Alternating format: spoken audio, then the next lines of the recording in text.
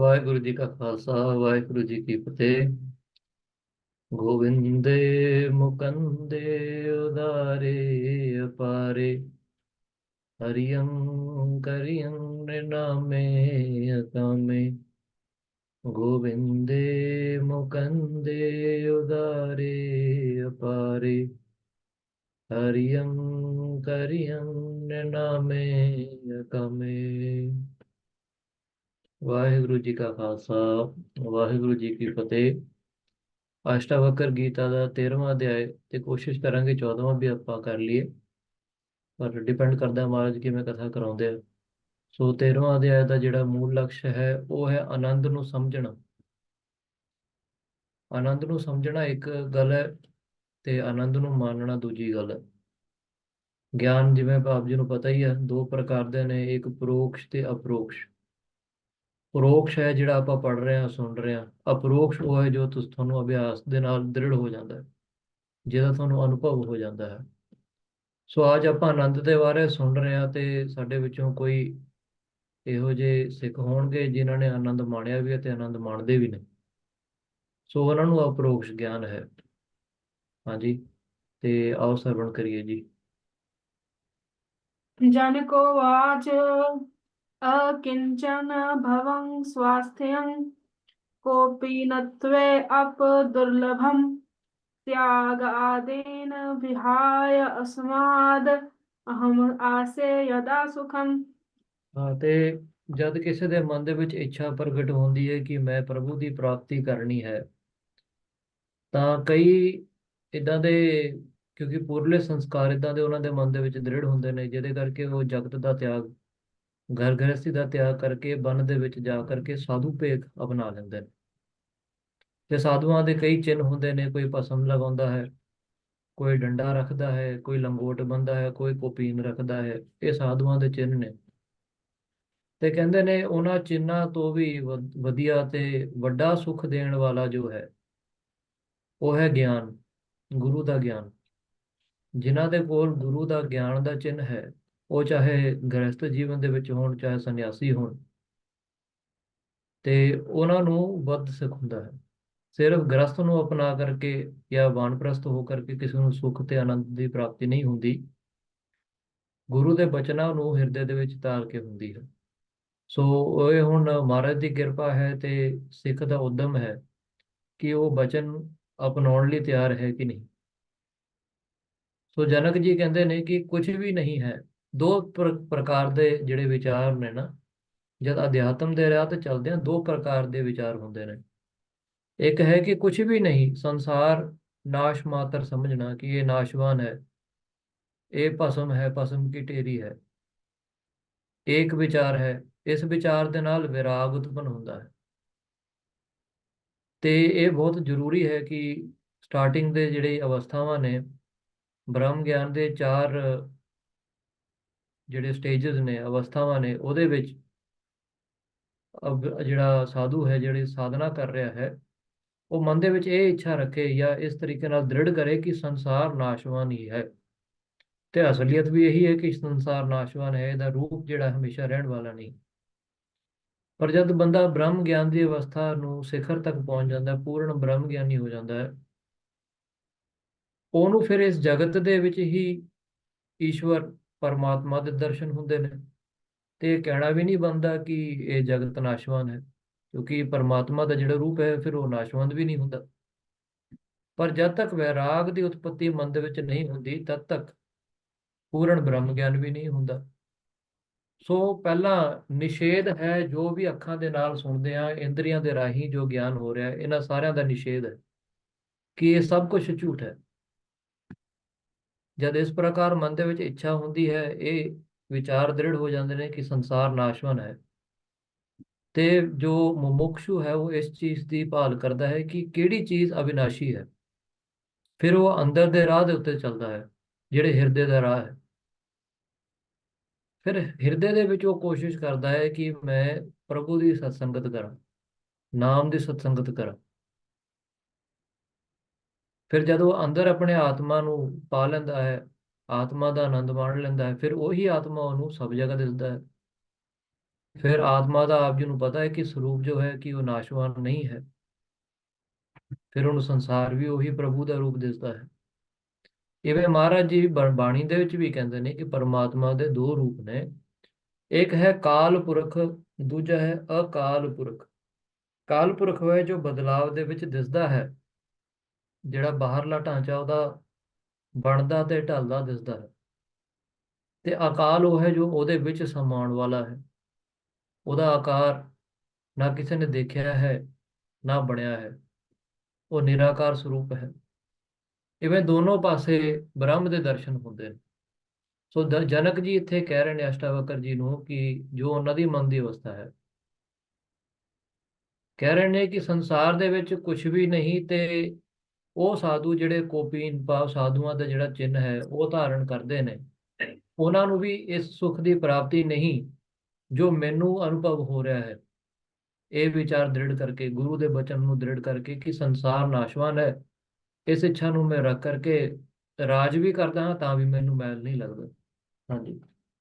कुत्र अप खेदः कायस्य जिह्वा कुत्र अप खिद्यते मनः कुत्र अप तत्यक्त्वा पुरुषार्थे स्थितः सुखम। ਤੇ ਹੁਣ ਦੇਖੋ, ਦੁੱਖ ਸੁੱਖ ਹੈ, ਕਿਹੜੇ ਕਿਹੜੇ ਚੀਜ਼ਾਂ ਨੂੰ ਸਾਨੂੰ ਦੁੱਖ ਸੁੱਖ ਲੱਗਦਾ ਹੈ। ਇੱਕ ਹੈ ਜ਼ੁਬਾਨ ਨੂੰ ਦੁੱਖ ਸੁੱਖ ਲੱਗਦਾ ਹੈ। ਕਿਵੇਂ? ਜੇ ਕਿਸੇ ਦੇ ਮਿੱਠੇ ਬੋਲ ਸੁਣੀਏ ਤੇ ਸੁਣਨ ਵਾਲੇ ਦੇ ਹਿਰਦੇ ਦੇ ਵਿੱਚ ਖੁਸ਼ੀ ਹੁੰਦੀ ਹੈ। ਜੇ ਕੋਈ ਕੌੜੇ ਬੋਲ ਕਹੀਏ ਤਾਂ ਸੁਣਨ ਵਾਲੇ ਦੇ ਹਿਰਦੇ ਦੇ ਵਿੱਚ ਕੌੜਾਪਨ ਆਉਂਦਾ ਹੈ, ਕੜਤਨ ਆ ਜਾਂਦਾ ਹੈ। ਭਾਵ ਬਾਣੀ ਦੇ ਵਿੱਚ ਮਿਠਾਸ ਜਾਂ ਕੜਤਨ ਦੁੱਖ ਸੁੱਖ ਦਾ ਅਨੁਭਵ ਕਰਾਉਂਦਾ ਹੈ। ਸੋ ਬਾਣੀ ਦੇ ਦੋ ਰੂਪ ਹੋ ਗਏ। ਮਨ, ਮਨ ਕਰਕੇ ਵੀ ਦੁੱਖ ਸੁੱਖ ਨੂੰ ਕੋਈ ਪ੍ਰਾਪਤ ਕਰਦਾ ਹੈ। ਅਸੀਂ ਕਹਿੰਦੇ ਹੀ ਆਮ ਤੌਰ ਤੇ ਅੱਜ ਮੇਰਾ ਮਨ ਬੜਾ ਖੁਸ਼ ਹੈ ਜੀ, ਜਾਂ ਮੇਰਾ ਮਨ ਦੁਖੀ ਹੈ। ਤੇ ਸਾਨੂੰ ਸਾਰਿਆਂ ਨੂੰ ਪਤਾ ਹੈ ਮਨ ਵੀ ਸੁੱਖ ਨੂੰ ਗ੍ਰਹਿਣ ਕਰਦਾ ਹੈ ਤੇ ਦੁੱਖ ਨੂੰ ਵੀ ਗ੍ਰਹਿਣ ਕਰਦਾ ਹੈ। ਸਰੀਰ ਵੀ ਦੁੱਖ ਸੁੱਖ ਨੂੰ ਗ੍ਰਹਿਣ ਕਰਦਾ ਹੈ। ਕਦੇ ਕਾਇਆ ਅਰੋਗ ਹੈ, ਕਦੇ ਰੋਗ ਗ੍ਰਸਤ ਹੈ। ਸੋ ਇਹ ਤਿੰਨ ਚੀਜ਼ਾਂ, ਮਨ, ਬਾਣੀ ਤੇ ਸਰੀਰ, ਇਹਨਾਂ ਨੂੰ ਦੁੱਖ ਸੁੱਖ ਦਾ ਅਨੁਭਵ ਹੈ। ਭਾਵ ਦੁੱਖ ਸੁੱਖ ਇਹਨਾਂ ਦਾ ਧਰਮ ਹੈ, ਮੇਰਾ ਧਰਮ ਨਹੀਂ। ਮੈਂ ਕੀ ਹਾਂ? ਮੈਂ ਸ਼ੁੱਧ ਸਰੂਪ ਆਤਮਾ ਹਾਂ, ਸਤਚਿਤ ਆਨੰਦ ਮੇਰਾ ਸਰੂਪ ਹੈ। ਕੋਈ ਮਹਾਤਮਾ ਸਰੀਰ ਕਰਕੇ ਦੁਖੀ ਦਿਸ ਸਕਦਾ ਹੈ, ਮਨ ਕਰਕੇ ਦੁਖੀ ਸੰਸਾਰ ਨੂੰ ਦਿਖ ਸਕਦਾ ਹੈ, ਬਾਣੀ ਕਰਕੇ ਲੱਗ ਸਕਦਾ ਹੈ ਕਿ ਇਹ ਮਹਾਂਪੁਰਖ ਕਿਉਂ ਗਾਲਾਂ ਕੱਢ ਰਿਹਾ ਹੈ। ਪਰ ਅਸਲ ਦੇ ਵਿੱਚ ਉਹ ਮਹਾਤਮਾ ਨਾ ਸਰੀਰ ਹੈ, ਨਾ ਬਾਣੀ ਹੈ, ਨਾ ਮਨ ਹੈ। ਉਹ ਇਹਨਾਂ ਤਿੰਨਾਂ ਤੋਂ ਨਿਰਲੇਪ ਹੈ। ਬ੍ਰਹਮ ਗਿਆਨੀ ਹੀ ਜਾਣਦਾ ਹੈ ਉਹਦੇ ਮਨ ਦੇ ਵਿੱਚ ਕੀ ਆਨੰਦ ਹੈ। ਜਗਤ ਬ੍ਰਹਮ ਗਿਆਨੀ ਨੂੰ ਸਰੀਰ ਕਰਕੇ ਪਛਾਣ ਹੀ ਨਹੀਂ ਸਕਦਾ। ਸਿਰਫ ਸਰੀਰ ਦੇ ਉੱਤੇ ਚਿੰਨ੍ਹ ਧਾਰਨ ਕਰਕੇ ਕਿਸੇ ਦੀ ਪਦਵੀ ਹੈ, ਕਿਸੇ ਦੀ ਅਵਸਥਾ ਦਾ ਅਸੀਂ ਨਹੀਂ ਪਤਾ ਕਰ ਸਕਦੇ ਕਿ ਇਹ ਕਿਸ ਅਵਸਥਾ ਦਾ ਮਾਲਕ ਹੈ। ਸੋ ਇੱਥੇ ਕਹਿੰਦੇ ਨੇ ਕਿ ਅਗਿਆਨੀ ਸਮਝਦਾ ਹੈ ਕਿ ਹਮ ਕੀਆ ਹਮ ਕरेंगे, ਕਿ ਮੇਰੇ ਕਰਨ ਦੇ ਨਾਲ ਕੁਝ ਹੋਵੇਗਾ, ਮੇਰੇ ਕਰਨ ਦੇ ਨਾਲ ਮਨ ਸੁਖੀ, ਤਨ ਸੁਖੀ ਤੇ ਬਾਣੀ ਸੁਖੀ ਹੋਣਗੇ।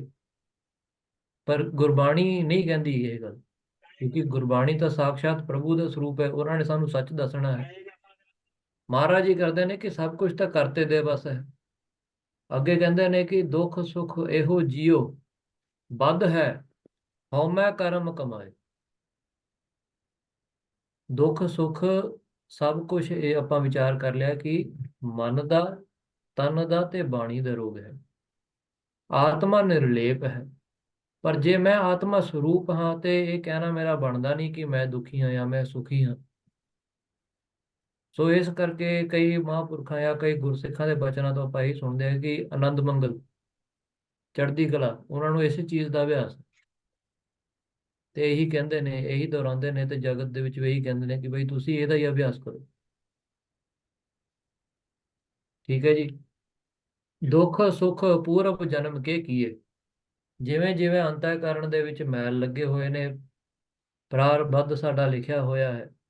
ਆਪਾਂ ਪਹਿਲਾਂ ਵਿਚਾਰ ਕਰਿਆ ਕਿ ਕਿਸੇ ਬੰਦੇ ਨੂੰ ਧੱਕਾ ਮਿਲਿਆ ਹੋਵੇ, ਪਿੱਛੋਂ ਜ਼ੋਰ ਦਾ ਧੱਕਾ ਮਾਰਿਆ ਹੋਵੇ, ਜਿੰਨੇ ਪੈਂਡੇ ਉਹ ਡਿੱਗਦੇ ਡਿੱਗਦੇ ਗਿਰਦਾ ਹੈ, ਸੰਭਲ ਸੰਭਲ ਤੇ ਗਿਰ ਜਾਂਦਾ ਹੈ, ਉਹਦੇ ਹੱਸ ਬਸ ਥੋੜੀ ਹੈ।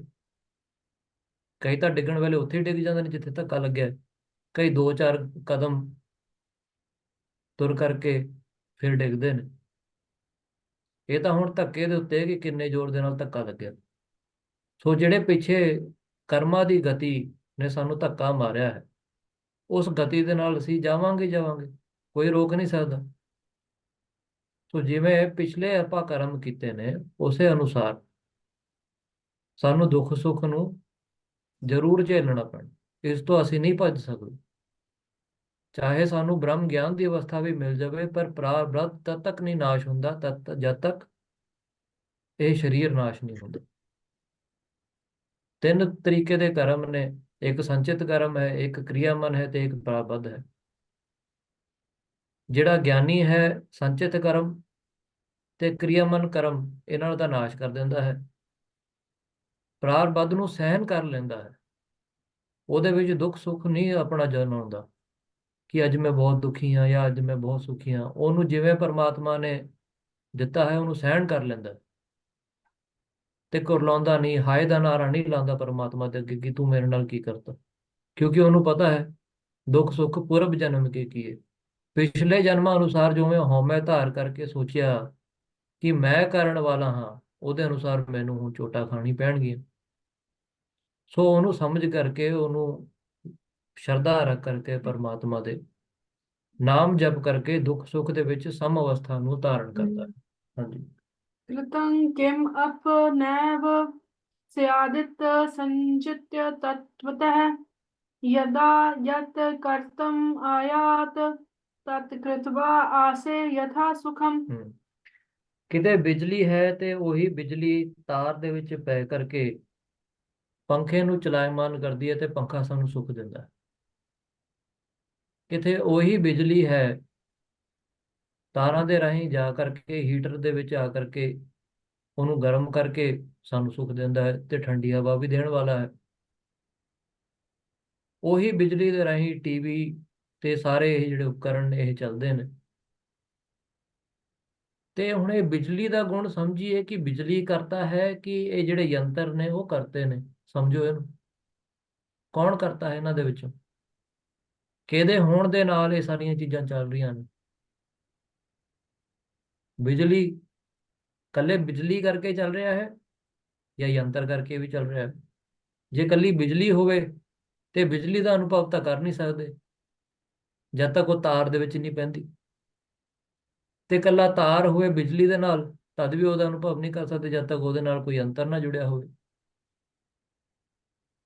ਸੋ ਇਵੇਂ ਆਤਮਾ ਦਾ ਸਾਖਸ਼ਾਤਕਾਰ ਸਰੀਰ ਦੇ ਬਿਨਾਂ ਨਹੀਂ ਹੁੰਦਾ। ਜੇ ਸਰੀਰ ਹੋਵੇ ਤਾਂ ਆਤਮਾ ਦੀ ਹੋਂਦ ਦਾ ਅਨੁਭਵ ਹੁੰਦਾ ਹੈ, ਉਹਦਾ ਸੁੱਖ ਮਾਣਿਆ ਜਾਂਦਾ ਹੈ। ਇਸ ਕਰਕੇ ਮਨੁੱਖ ਸਰੀਰ ਬਹੁਤ ਹੀ ਵੱਡਾ ਹੈ, ਕਿਉਂ ਇਹ ਸਰੀਰ ਦੇ ਵਿੱਚ ਰਹਿੰਦੇ ਹੋਏ ਹੀ ਸਾਨੂੰ ਆਤਮਾ ਦਾ ਅਨੁਭਵ ਹੁੰਦਾ ਹੈ। ਇਹਨੂੰ ਕਹਿੰਦੇ ਨੇ ਕਿ ਸਰਗੁਣ ਤੇ ਨਿਰਗੁਣ ਦਾ ਮੇਲ ਹੈ। ਜਿਹੜਾ ਨਿਰਗੁਣ ਹੈ ਬਿਨਾਂ ਸਰਗੁਣ ਤੇ ਜਾਣਿਆ ਨਹੀਂ ਜਾ ਸਕਦਾ। ਹਾਂਜੀ। ਸੋ ਇਸ ਕਰਕੇ ਜਨਕ ਜੀ ਕੀ ਕਹਿੰਦੇ ਨੇ ਕਿ ਜੋ ਮੈਂ ਕਰਤਾ ਭਾਵ ਹੈ, ਭਾਵ ਮੇਰੇ ਬਿਨਾ ਕੁਝ ਨਹੀਂ ਹੋ ਸਕਦਾ, ਬਿਜਲੀ ਬਿਨਾ ਵੀ ਕੁਝ ਨਹੀਂ ਹੋ ਸਕਦਾ। ਜੇ ਬਿਜਲੀ ਨਾ ਹੋਵੇ, ਯੰਤਰ ਸਾਰੇ ਜੁੜੇ ਹੋਣ ਤਾਂ ਫਿਰ ਕੋਈ ਉਪਯੋਗ ਨਹੀਂ ਹੁੰਦਾ ਉਹਦਾ। ਇਵੇਂ ਮੂਲ ਰੂਪ ਦੇ ਵਿੱਚ ਕਰਤਾ ਤਾਂ ਆਤਮਾ ਹੀ ਹੈ, ਪਰ ਦੇਖਣ ਵਾਲੇ ਨੂੰ ਲੱਗਦਾ ਕਿ ਯੰਤਰ ਕਰਕੇ ਸਾਰਾ ਕੁਝ ਆਪਾਂ ਕੰਮ ਕਰਦੇ ਹਾਂ। ਇਵੇਂ ਸੰਸਾਰ 'ਚ ਰਹਿੰਦੇ ਹੋਏ ਅਸੀਂ ਅਨੇਕ ਕਰਮ ਸਰੀਰ ਦੇ ਰਾਹੀਂ ਕਰਦੇ ਹਾਂ, ਬਾਣੀ ਦੇ ਰਾਹੀਂ ਕਰਦੇ ਹਾਂ, ਮਨ ਰਾਹੀਂ ਕਰਦੇ ਹਾਂ, ਤੇ ਦੇਖਣ ਵਾਲੇ ਵੀ ਕਹਿੰਦੇ ਨੇ ਕਿ ਫਲਾਣਾ ਬੰਦਾ ਕਰਦਾ ਹੈ। ਪਰ ਅਸਲ ਤਾਂ ਇਹੀ ਹੈ ਕਿ ਆਤਮਾ ਦੇ ਸੱਤਾ ਦੇ ਬਿਨਾ ਕੋਈ ਚੀਜ਼ ਨਹੀਂ ਹੋ ਸਕਦੀ। ਜਨਕ ਜੀ ਕਹਿੰਦੇ ਨੇ ਮੈਂ ਇਹ ਗੱਲ ਨੂੰ ਸਮਝ ਗਿਆ। ਸਰੀਰ ਦਾ ਧਰਮ ਹੈ ਦੁੱਖ ਸੁੱਖ ਨੂੰ ਗ੍ਰਹਿਣ ਕਰਨਾ, ਮਨ ਦਾ ਧਰਮ ਹੈ, ਬਾਣੀ ਦਾ ਧਰਮ ਹੈ, ਪਰ ਮੈਂ ਇਹਨਾਂ ਤੋਂ ਨਿਰਲੇਪ ਹਾਂ। ਜਿਵੇਂ ਕਵਲ ਫੁੱਲ ਪਾਣੀ ਦੇ ਵਿੱਚ ਰਹਿੰਦੇ ਹੋਏ ਪਾਣੀ ਤੋਂ ਨਿਰਲੇਪ ਰਹਿੰਦਾ ਹੈ, ਇਵੇਂ ਮੈਂ ਆਤਮਾ ਹਾਂ। ਮੇਰੇ ਦੁਆਰਾ ਸਾਰੇ ਕਿਰਿਆ ਹੁੰਦੇ ਨੇ, ਪਰ ਮੈਂ ਕਿਰਿਆ ਦੇ ਵਿੱਚ ਨਹੀਂ ਆਉਂਦਾ, ਮੈਂ ਕਿਰਿਆ ਦੇ ਵਿੱਚ ਨਹੀਂ ਫਸਦਾ। ਜਿਵੇਂ ਕਿਸੇ ਯੰਤਰ ਨੂੰ ਨਸ਼ਟ ਕੀਤਾ ਜਾਵੇ, ਆ ਜੇ ਹੁਣ ਆਪਾਂ ਜ਼ੂਮ ਦੇ ਉੱਤੇ ਬੈਠੇ ਹਾਂ, ਮੈਂ ਲੈਪਟਾਪ ਦੇ ਰਾਹੀਂ ਪੜ੍ਹਾ ਰਿਹਾ, ਮੈਂ ਹੁਣ ਇਹਨੂੰ ਮਾਰਾਂ ਸੋਟੀ ਦੇ ਨਾਲ, ਤੋੜ ਦੇਵਾਂ ਇਹ ਯੰਤਰ ਨੂੰ, ਤੇ ਬਿਜਲੀ ਦਾ ਤਾਂ ਕੁਝ ਨਹੀਂ ਵਿਗੜਿਆ। ਉਹ ਤਾਂ ਉਦਾਂ ਦੀ ਉਦਾਂ ਹੀ ਹੈ, ਯੰਤਰ ਨਸ਼ਟ ਹੋ ਗਿਆ। ਇਵੇਂ ਕਾਲ ਜਦ ਸੋਟਾ ਮਾਰਦਾ ਹੈ ਸਰੀਰ ਨੂੰ, ਸਰੀਰ ਮਰਦਾ ਹੈ, ਆਤਮਾ ਅਮਰ ਹੈ। ਜਿਨ੍ਹਾਂ ਦੇ ਇਸ ਦਾ ਅਭਿਆਸ ਹੋ ਗਿਆ ਕਿ ਮੈਂ ਤਾਂ ਅਮਰ ਹੀ ਹਾਂ, ਸਰੀਰ ਨੂੰ ਤਾਂ ਬਥੇਰੇ ਰੋਗ ਮਿਲਦੇ ਨੇ, ਬਥੇਰੇ ਸੁੱਖ ਦੁੱਖ ਮਿਲਦੇ ਨੇ, ਇਹ ਤਾਂ ਉਤਪੰਨ ਵੀ ਹੁੰਦਾ ਹੈ ਤੇ ਨਾਸ਼ ਵੀ ਹੋਵੇਗਾ। ਇਦਾਂ ਦੇ ਮੈਂ ਅਨੇਕ ਸਰੀਰ ਪਹਿਲਾਂ ਵੀ ਧਾਰੇ ਨੇ ਤੇ ਹੁਣ ਵੀ ਧਾਰਿਆ ਹੈ। ਇਸ ਨੂੰ ਰੱਖ ਕਰਕੇ ਮਨ 'ਚ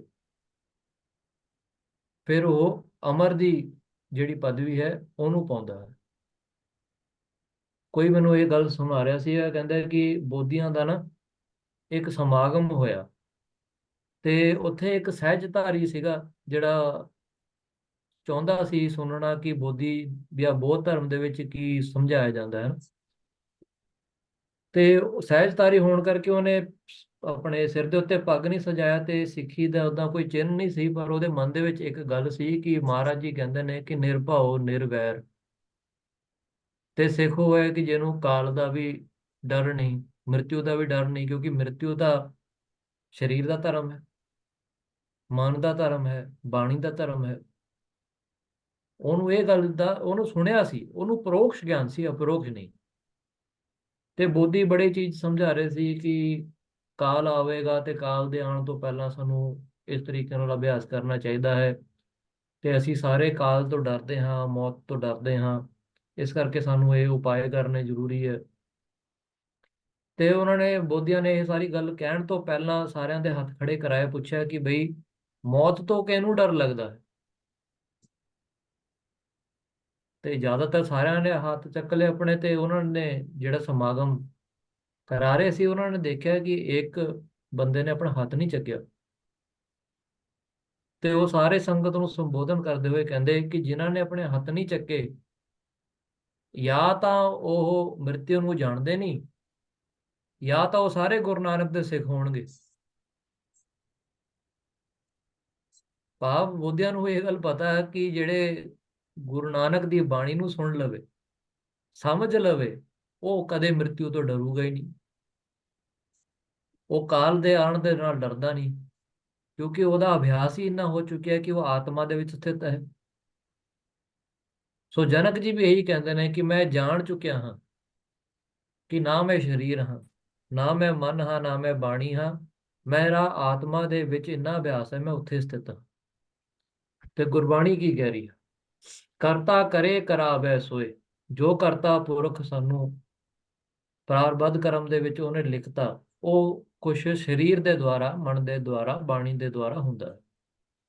ਕਰਮ ਕਰਤ ਹੋਵੈ ਨਹਿ ਕਰਮ, ਪਰ ਆਤਮਾ ਕਰਮ ਕਰਾਉਂਦੀ ਦਿਸਦੀ ਹੈ ਪਰ ਨਹਿ ਕਰਮ ਹੁੰਦੀ ਹੈ, ਉਹਨੂੰ ਆਪ ਕਰਮ ਨਹੀਂ ਲੱਗਦੇ।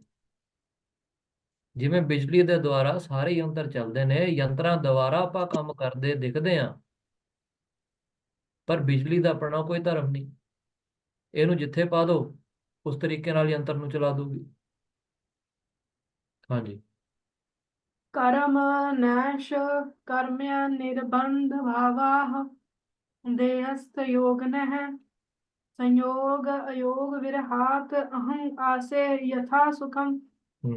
ਪਹਿਲੇ ਅਧਿਆय 13ਵੇਂ ਅਧਿਆय ਨਹੀਂ, 13ਵਾਂ ਸੀ, 12ਵਾਂ ਸੀਗਾ। ਉਹਦੇ ਵਿੱਚ ਆਪਾਂ ਇਹ ਵਿਚਾਰ ਕੀਤੇ ਜੀ, ਦੋ ਤਰੀਕੇ ਦੇ ਆਪਾਂ ਵਿਚਾਰ ਕਰਦੇ ਹਾਂ, ਕਿਸੇ ਚੀਜ਼ ਨੂੰ ਗ੍ਰਹਿਣ ਕਰਨਾ ਜਾਂ ਕਿਸੇ ਚੀਜ਼ ਦਾ ਤਿਆਗ ਕਰਨਾ। ਗ੍ਰਹਿਣ ਤਿਆਗ ਦੋਨੋਂ ਦੇ ਵਿੱਚ ਹਉਮੈ ਦਾ ਕੰਮ ਆਉਂਦਾ ਹੈ, ਜੇ ਆਪਾਂ ਮਨ ਕਰਕੇ ਕਰੀਏ।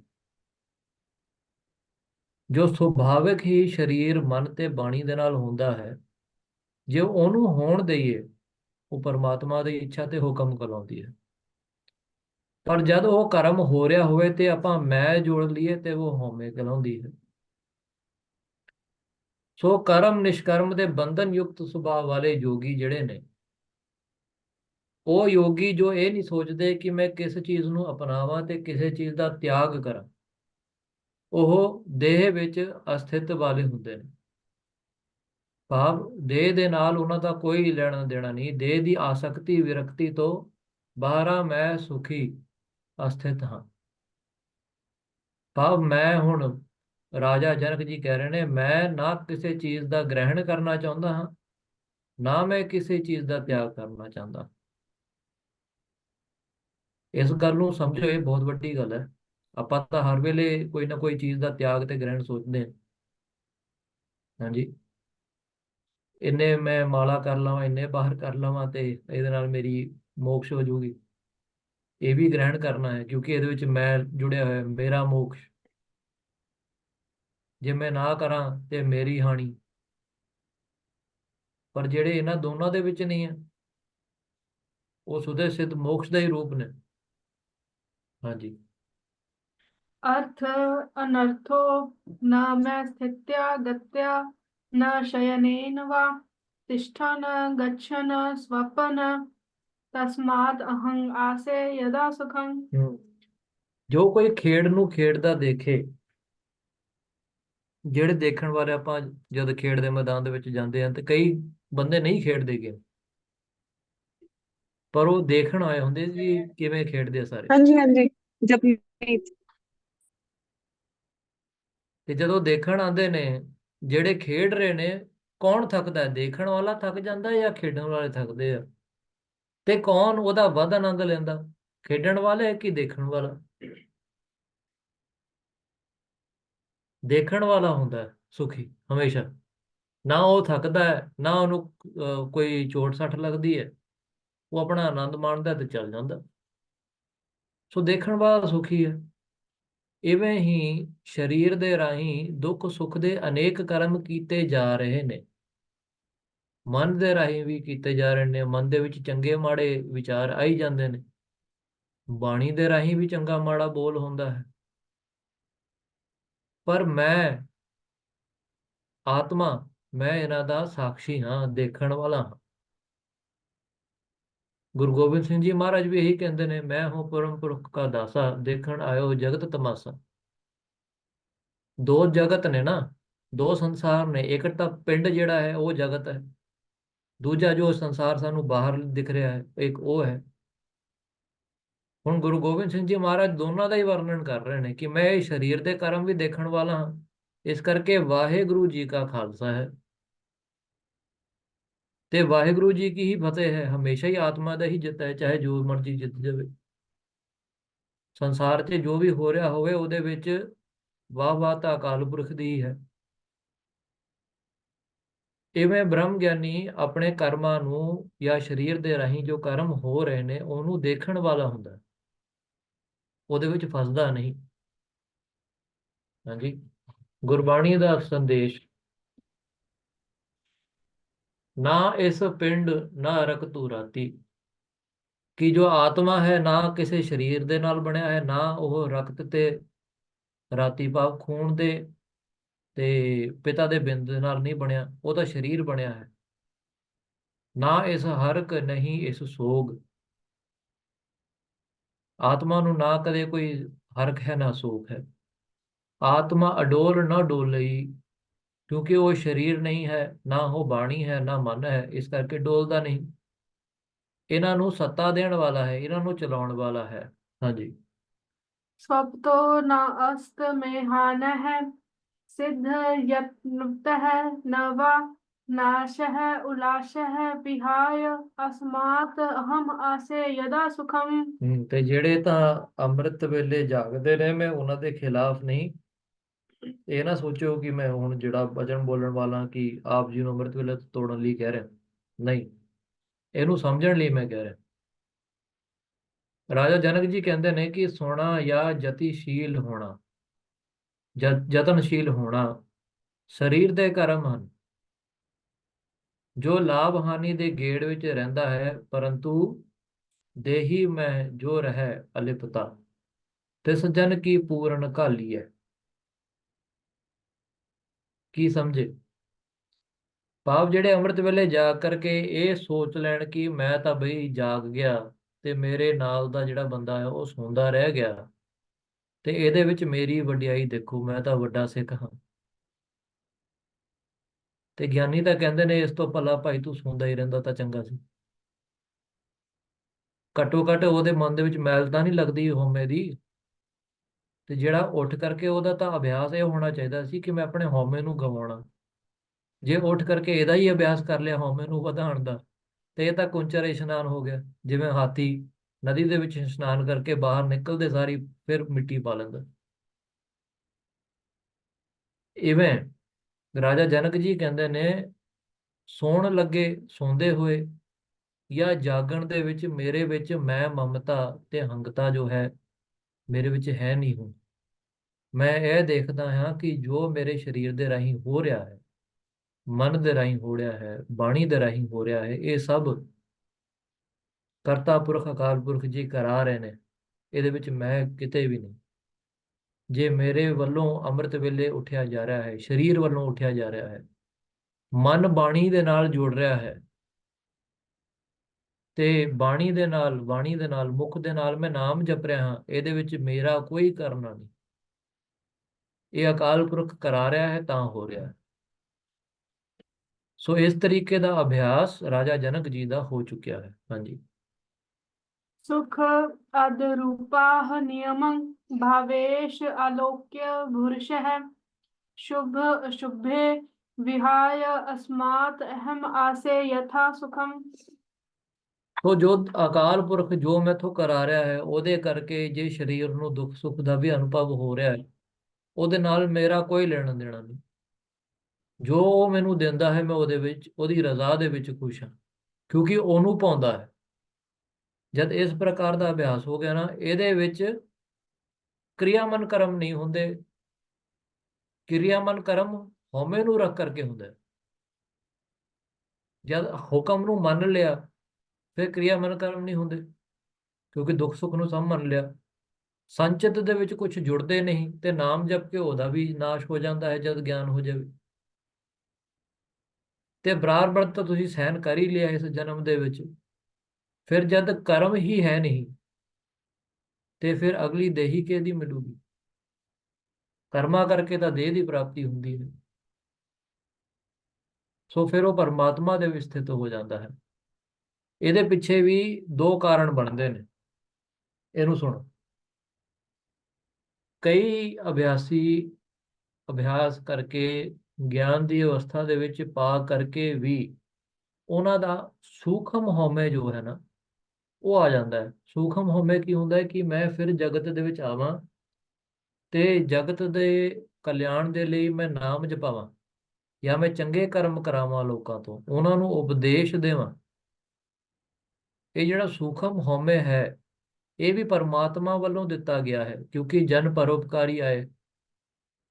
ਉਹਨਾਂ ਨੂੰ ਪਰਉਪਕਾਰ ਦੇ ਲਈ, ਸਰੀਰ ਧਾਰਨ ਕਰਾਉਣ ਦੇ ਲਈ ਪਰਮਾਤਮਾ ਉਹਨਾਂ ਦੇ ਹਿਰਦੇ ਦੇ ਵਿੱਚ ਸੂਖਮ ਹਉਮੈ ਲਿਆਉਂਦਾ ਹੈ ਕਿ ਤੁਸੀਂ ਆਪ ਤਾਂ ਜਪਿਆ ਹੈ, ਹੁਣ ਦੂਜਿਆਂ ਨੂੰ ਵੀ ਨਾਮ ਜਪਾਓ। ਜਿਹੜਾ ਅਵਸਥਾ ਤੁਸੀਂ ਪ੍ਰਾਪਤ ਕੀਤਾ, ਜਿਹੜੀ ਅਵਸਥਾ ਨੂੰ ਤੁਸੀਂ ਪਾ ਲਿਆ, ਹੁਣ ਉਹੀ ਅਵਸਥਾ ਦਾ ਗਿਆਨ ਦੂਜਿਆਂ ਨੂੰ ਵੀ ਕਰਾਓ।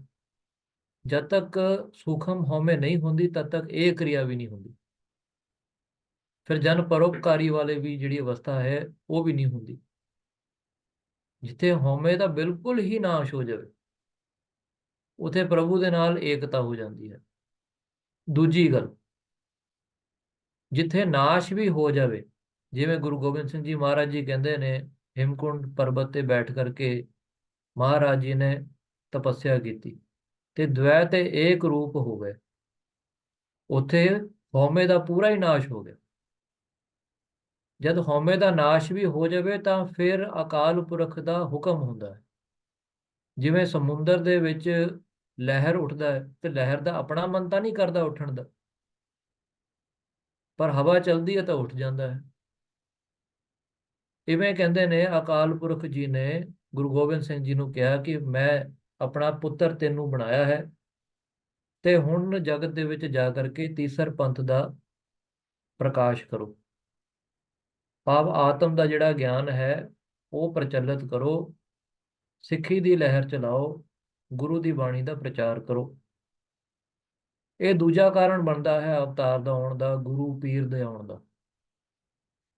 ਜਿਹੜੇ ਸੰਤ ਭਗਤ ਹੁੰਦੇ ਨੇ, ਉਹਨਾਂ ਦੀ ਇਹ ਇੱਛਾ ਹੁੰਦੀ ਹੈ ਕਿ ਮੈਂ ਜਗਤ ਦੇ ਵਿੱਚ ਫੇਰ ਆਵਾਂ। ਪਰ ਜਿਹੜੇ ਅਵਤਾਰ ਸਰੂਪ ਗੁਰੂ ਸਰੂਪ ਹੁੰਦੇ ਨੇ, ਉਹ ਹੁਕਮ ਦੇ ਵਿੱਚ ਚੱਲਦੇ ਨੇ। ਹਾਂਜੀ, ਅੱਗੇ। मुक्त अवस्था जन को वाच प्रकृत्या शून्यचितः यह यमादात भाव भावन है निवृत्तः बोधित इव क्षीण संसारण है सह। ਸੋ 14ਵੇਂ ਅਧਿਆਇ ਦੇ ਆਪਾਂ ਪਹੁੰਚ ਗਏ ਹਾਂ। ਇਸ ਦੇ ਵਿੱਚ ਥੋੜੀ ਸ਼ਲੋਕ ਨੇ, ਪਰ ਇੱਥੇ ਮੁਕਤ ਦੀ ਅਵਸਥਾ ਦੱਸਦੇ ਨੇ ਕਿ ਜਿਸ ਮੁਮੁਕਸ਼ੂ ਦੇ ਉੱਤੇ ਮੁਕਤੀ ਦੀ ਅਵਸਥਾ ਬਣ ਜਾਵੇ ਉਹ ਕੀ ਕਰਦਾ ਦਿਸਦਾ ਹੈ। ਜੇ ਪਛਾਣਨਾ ਹੋਵੇ ਨਾ ਕਿ ਫਲਾਣਾ ਬੰਦਾ ਮੁਕਤ ਹੈ ਕਿ ਨਹੀਂ, ਪਹਿਲਾਂ ਤਾਂ ਗੱਲ ਸਾਨੂੰ ਇਹ ਜਾਣਨ ਦੀ ਵੀ ਲੋੜ ਨਹੀਂ ਕਿ ਕੋਈ ਮੁਕਤ ਹੈ ਕਿ ਨਹੀਂ, ਜਦ ਤੱਕ ਅਸੀਂ ਆਪ ਫਸੇ ਹੋਏ ਹਾਂ ਸਾਨੂੰ ਬਾਹਰ ਸੋਚਣ ਦੀ ਲੋੜ ਨਹੀਂ। ਪਰ ਜਿੱਥੇ ਗੱਲ ਆਉਂਦੀ ਹੈ ਨਾ ਕਿ ਬ੍ਰਹਮ ਗਿਆਨੀ ਕੀ ਗਤ ਬ੍ਰਹਮ ਗਿਆਨੀ ਜਾਣੇ, ਉੱਥੇ ਇਹ ਗੱਲ ਆਉਂਦੀ ਹੈ ਕਿ ਬ੍ਰਹਮ ਗਿਆਨੀ ਦੂਜੇ ਬ੍ਰਹਮ ਗਿਆਨੀ ਨੂੰ ਦੇਖ ਕਰਕੇ ਕਿਵੇਂ ਸਮਝ ਜਾਂਦਾ ਹੈ।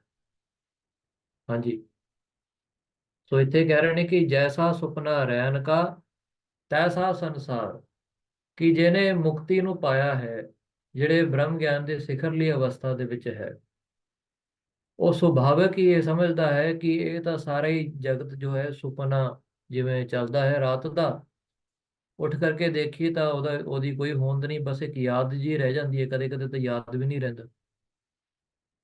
ਇਵੇਂ ਹੀ ਕਹਿੰਦੇ ਨੇ ਕਿ ਜਦ ਸੰਸਾਰ ਦੇ ਵਿੱਚ ਰਹਿੰਦੇ ਹੋਏ ਆਪਾਂ ਇਹ ਸੰਸਾਰ ਦੇ ਵਿੱਚ ਸਾਰੇ ਕੰਮ ਕਰਦੇ ਹਾਂ, ਸੋ ਮ੍ਰਿਤਿੂ ਦੇ ਵੇਲੇ ਇਹੀ ਜੋ ਕੀਤੇ ਹੋਏ ਕਰਮ ਜਿਸ ਦੇ ਨਾਲ ਹਉਮੈ ਜੁੜੀ ਹੋਈ ਹੈ ਉਹੀ ਯਾਦ ਆਉਂਦੇ ਨੇ।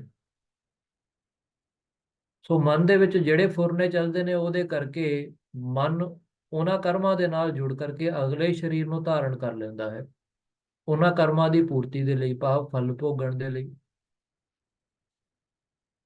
ਪਰ ਜਿਹਨੇ ਇਹ ਸਮਝ ਲਿਆ ਕਿ ਇਹ ਸੁਪਨਾ, ਜਗਤ ਸੁਪਨਾ ਰੂਪ ਹੈ, ਇਹਦੇ ਵਿੱਚ ਜੋ ਕਰਮ ਹੁੰਦੇ ਨੇ ਸਾਰੇ ਸੁਪਨੇ ਰੂਪ ਨੇ। ਜਿਵੇਂ ਬੰਦਾ ਉੱਠ ਕਰਕੇ ਸੁਪਨੇ ਦਾ ਤਿਆਗ ਕਰ ਲੈਂਦਾ ਹੈ ਕਿ ਛੱਡੋ ਪਰ ਯਾਰ ਸੁਪਨਾ ਹੀ ਸੀ, ਹੈ ਨਾ, ਸੁਪਨੇ ਦੇ ਨਾਲ ਕੋਈ ਲੈਣਾ ਦੇਣਾ ਨਹੀਂ ਹੁੰਦਾ ਫਿਰ ਬੰਦੇ ਦਾ। ਇਵੇਂ ਬ੍ਰਹਮ ਗਿਆਨੀ ਅਖੀਰਲੇ ਸਾਹ ਦੇ ਵਿੱਚ ਜਾਂ ਹਰ ਸਵਾਸ ਦੇ ਵਿੱਚ ਇਹੀ ਸੋਚਦਾ ਹੈ ਕਿ ਜਗਤ ਤਾਂ ਸੁਪਨਾ ਰੂਪ ਹੈ, ਇਹਦੇ ਨਾਲ ਮੇਰਾ ਕੀ ਲੈਣਾ ਦੇਣਾ, ਮੈਂ ਤਾਂ ਨਿਰਲੇਪ ਹਾਂ। ਹਾਂਜੀ, ਤਾਂ ਕਹਿੰਦੇ ਨੇ ਕਿ ਜਦ ਇਹ ਅਵਸਥਾ ਦਾ ਅਭਿਆਸ ਕਿਵੇਂ ਕਰਨਾ, ਵਿਰਾਗ ਨੂੰ ਧਾਰਨ ਕਰਨਾ, ਤੇ ਵਿਰਾਗ ਨੂੰ ਧਾਰਨ ਕਰਨ ਲਈ ਸੰਸਾਰ ਵਿਖਿਆ ਕੂਪ, ਗੁਰਬਾਣੀ ਦੇ ਇਹ ਬਚਨ ਯਾਦ ਰੱਖਣ ਕਿ ਸੰਸਾਰ ਦੇ ਵਿੱਚੋਂ ਕੁਝ ਵੀ ਆਪਾਂ ਖੱਟ ਕੇ ਨਹੀਂ ਲੈ ਜਾਣਾ। ਜਾਗਤ ਰਹਿ ਸੋ ਕਬਹੂ ਨਾ ਸੂਵੈ, ਬ੍ਰਹਮ ਗਿਆਨੀ ਦੀ ਅਵਸਥਾ ਹੈ। ਬ੍ਰਹਮ ਗਿਆਨੀ ਅੱਖਾਂ ਬੰਦ ਕਰਕੇ ਸੌਂਦਾ ਦਿਸ ਸਕਦਾ ਹੈ, ਹੋ ਸਕਦਾ ਹੈ ਕਿ 14-16 ਘੰਟੇ ਤੁਹਾਨੂੰ ਸੌਂਦਾ ਦਿਸ ਜਾਵੇ ਕਿਤੇ, ਪਰ ਉਹ ਹਮੇਸ਼ਾ ਹੀ ਜਾਗਦਾ ਹੁੰਦਾ ਹੈ, ਕਿਉਂਕਿ ਉਹ ਇਸ ਸਰੀਰ ਜਦ ਸੌਣ ਲੱਗਿਆ ਹੁੰਦਾ ਨਾ, ਜਾਗਰਤ ਸੁਪਨ ਸੁਖੋਪਤ ਅਵਸਥਾ, ਇਹਨਾਂ ਤਿੰਨਾਂ ਦਾ ਦ੍ਰਿਸ਼ਟਾ ਹੈ, ਦੇਖਣ ਵਾਲਾ ਸਾਖੀ ਰੂਪ ਹੈ। ਜਦੋਂ ਸਾਖੀ ਰੂਪ ਦੇ ਵਿੱਚ ਪ੍ਰਵੇਸ਼ ਹੋ ਹੀ ਗਿਆ, ਜੇ ਉਹਦਾ ਸਰੀਰ ਸੁੱਤਾ ਹੈ ਤੇ ਉਹਦੇ ਸਰੀਰ ਦੇ ਸੁੱਤੇ ਦੇ ਹੋਣ ਦੇ ਨਾਲ ਉਹਦੇ ਮਨ ਦੇ ਉੱਤੇ ਥੋੜੀ ਪ੍ਰਭਾਵ ਹੈ, ਉਹ ਤਾਂ ਦੇਖਣ ਵਾਲਾ ਹੈ, ਉਹ ਤਾਂ ਆਤਮਾ ਦੇ ਵਿੱਚ ਸਥਿਤ ਹੈ। ਹਾਂਜੀ, कब धनान कब मित्रान कब मैं विश्व दस्य वह कब शास्त्रं कब च विज्ञानं यदा में गलता स्पृहा। ਕਿਸੇ ਦੇ ਰਾਹੀਂ ਨਾ ਮੈਂ ਇਹ ਗੱਲ ਸੁਣੀ ਆ, ਆਪਾਂ ਖੜੇ ਸੀਗੇ 3-4 ਬੰਦੇ, ਤੇ ਉਹਦੇ ਵਿੱਚ ਇੱਕ ਪ੍ਰਭੂ ਪ੍ਰੇਮੀ ਨੇ ਇਹ ਗੱਲ ਕਹੀ ਦੂਜੇ ਬੰਦੇ ਨੂੰ ਦੇਖ ਕਰਕੇ, ਮੈਂ ਚਾਹੁੰਦਾ ਹਾਂ ਕਿ ਇਸ ਫਲਾਣੇ ਬੰਦੇ ਨੂੰ ਮੈਂ ਆਪਣਾ ਮਿੱਤਰ ਬਣਾ ਲਵਾਂ। ਮੈਂ ਬੜਾ ਹੱਸਿਆ ਮਨੋ ਮਨੀ ਕਿ ਦੇਖੋ ਜਗਤ ਦਾ ਤਮਾਸ਼ਾ ਹੈ ਨਾ।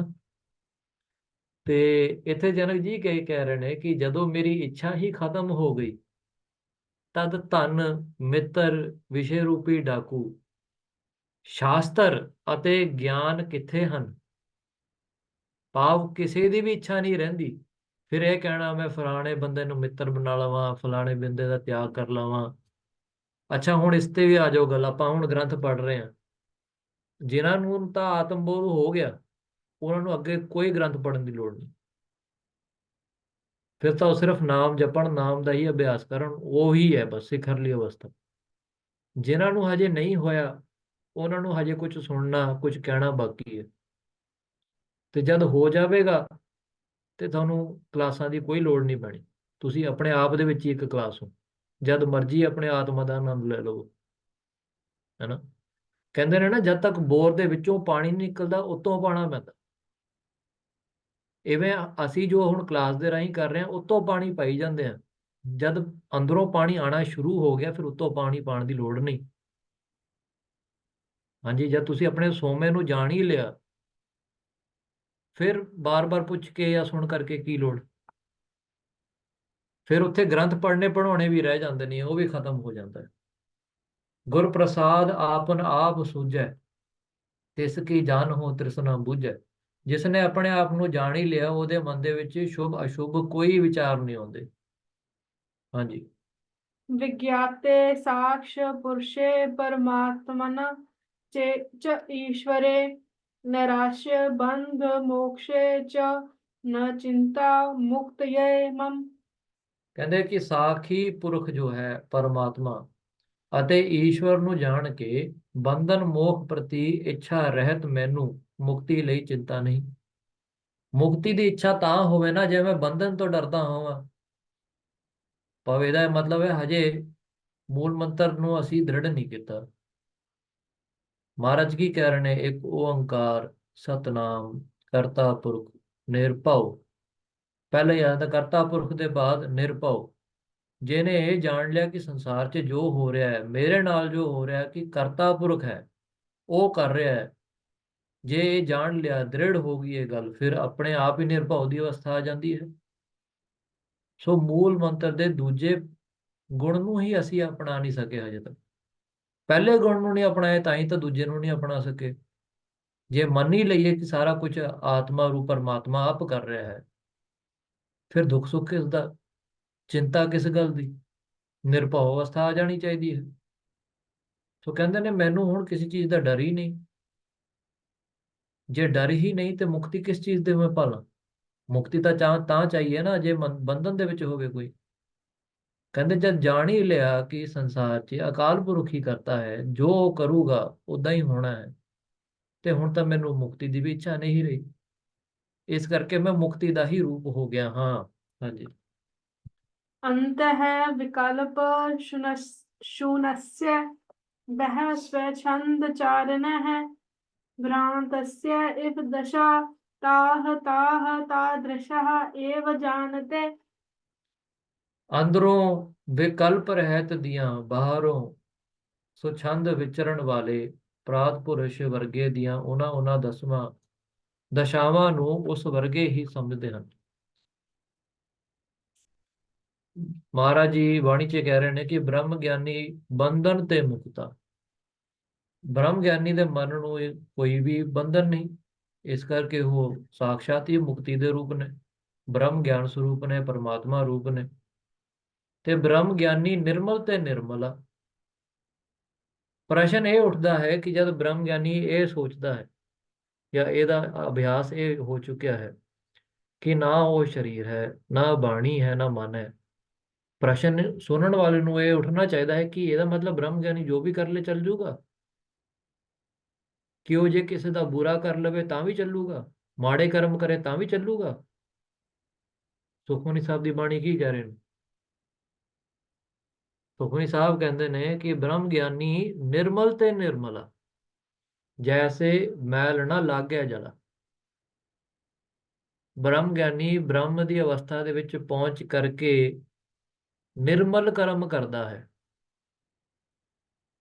ਭਾਵ ਕਿਸੇ ਨੂੰ ਚੋਟ, ਮਨ ਨੂੰ ਜਾਂ ਬਾਣੀ ਨੂੰ ਚੋਟ ਪਹੁੰਚਾਉਣ ਵਾਲੀ ਗੱਲ ਨਹੀਂ ਕਰਦਾ ਜਿਹਦੇ ਨਾਲ ਕਿਸੇ ਦਾ ਮਾੜਾ ਹੋ ਜਾਵੇ। ਉਹ ਜੋ ਵੀ ਕਰਮ ਕਰਦਾ ਦਿਸਦਾ ਹੈ ਉਹ ਜਗਤ ਦੇ ਭਲਾਈ ਦੇ ਲਈ ਹੁੰਦਾ, ਚਾਹੇ ਜਗਤ ਉਸ ਗੱਲ ਨੂੰ ਸਮਝ ਸਕੇ ਜਾਂ ਨਾ ਸਮਝੇ। ਹਾਂਜੀ, ਇਹ ਸਮਝੋ ਇਸ ਗੱਲ ਨੂੰ। ਪਰ ਜਦ ਅਸੀਂ ਕਰਦੇ ਹਾਂ, ਸਾਡੇ ਕਰਨ ਦੇ ਨਾਲ ਕਿਸੇ ਦਾ ਮਨ ਦੁਖਦਾ ਹੈ, ਕਿਸੇ ਦਾ ਸਰੀਰ ਦੁਖਦਾ ਹੈ, ਅਸੀਂ ਤਾਂ ਜਗਤ ਦੇ ਕਲਿਆਣ ਦੇ ਲਈ ਥੋੜੀ ਗੱਲ ਕਰ ਰਹੇ ਹਾਂ, ਅਸੀਂ ਤਾਂ ਆਪਣੇ ਹਉਮੈ ਦੇ ਲਈ ਕਰ ਰਹੇ ਹਾਂ। ਪਰ ਬ੍ਰਹਮ ਗਿਆਨੀ ਜਗਤ ਦੇ ਕਲਿਆਣ ਦੇ ਲਈ ਕਰਦਾ ਹੈ, ਜਗਤ ਦੇ ਉਧਾਰ ਲਈ ਕਰਦਾ ਹੈ। ਤੇ ਉਧਾਰ ਕਰਨ ਵੇਲੇ ਵੀ ਉਹ ਆਪਣੀ ਮੈਂ ਮੇਰੀ ਨਹੀਂ ਰੱਖਦਾ। ਉਹ ਕਰਦਾ, ਕਹਿੰਦਾ ਹੈ ਕਿ ਇਹ ਤਾਂ ਸਾਰਾ ਕੁਝ ਮਹਾਰਾਜ ਆਪ ਕਰਾ ਰਹੇ ਨੇ ਮੇਰੇ ਵਿੱਚੋਂ। ਬ੍ਰਹਮ ਗਿਆਨੀ ਤੇ ਕੱਛ ਬੁਰਾ ਨਾ ਪਿਆ। ਕਦੇ ਵੀ ਬ੍ਰਹਮ ਗਿਆਨੀ ਕਿਸੇ ਦਾ ਬੁਰਾ ਨਹੀਂ ਕਰਦਾ। ਜੈਸੇ ਜਲ ਮਹਿ ਕਮਲ ਅਲਿਪ, ਜਗਤ ਦੇ ਵਿੱਚ ਇਸ ਪ੍ਰਕਾਰ ਰਹਿੰਦੇ ਨੇ ਉਹ ਬ੍ਰਹਮ ਗਿਆਨੀ ਮਹਾਂਪੁਰਖ ਜਿਵੇਂ ਕਮਲ ਫੁੱਲ ਪਾਣੀ ਦੇ ਵਿੱਚ ਹੋਵੇ। ਹਾਂਜੀ, ਸੋ ਬ੍ਰਹਮ ਗਿਆਨੀ ਕਾ ਕੌਣ ਜਾਣੇ ਭੇਦ। ਕੌਣ ਜਾਣ ਸਕਦਾ ਹੈ ਬ੍ਰਹਮ ਗਿਆਨੀ ਕਿਵੇਂ ਜੇ ਹੁੰਦੇ ਹਨ?